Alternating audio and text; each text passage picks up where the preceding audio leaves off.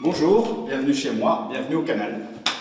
Michael est entrepreneur, il a 42 ans. Il y a 3 ans, il vend sa maison située à Oderghem et décide d'acheter un appartement 2 chambres dans cet immeuble de standing situé le long du canal. Un véritable coup de cœur à l'époque. Au début, c'est vrai que j'étais un petit peu frileux, je ne me rendais pas tellement compte de ce que c'était la vie au canal. Et puis quand le commercial de l'agence immobilière m'a emmené ici, j'ai tout de suite flashé sur le bâtiment, sur la vue, sur le canal en lui-même, l'ambiance qu'il pouvait avoir. Moi, j'avais adoré me projeter avec la vision le soir. Terrible.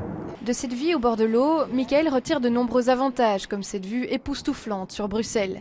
Mais tout n'est pas aussi rose qu'il l'imaginait au départ. Il y a vraiment un énorme potentiel. Maintenant, je dirais que c'est comme pour le piétonnier. La mise en pratique des choses est extrêmement lente et très peu concrète. Et donc nous, les habitants, on ne voit pas tellement vers quoi ça va aller. Ça manque de bancs, les quais pourraient être aménagés de manière plus importante. Ça manque de commerce dans le quartier. Et donc c'est vrai qu'il y a beaucoup d'entreprises qui viennent s'y installer, mais il manque vraiment des choses faites pour le public ici.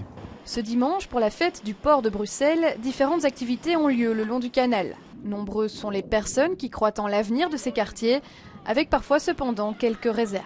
J'adore en fait le canal. Je trouve qu'il faudrait qu'on fasse plus, qu'on le rende plus convivial. Et Bruxelles-les-Bains, je trouve ça génial.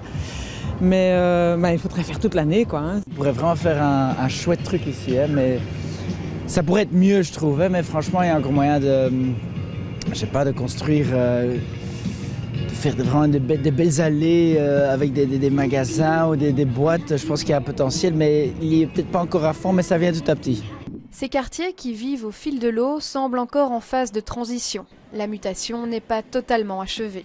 En attendant, ceux qui ont décidé d'investir le long du canal espèrent un jour voir leur audace récompensée.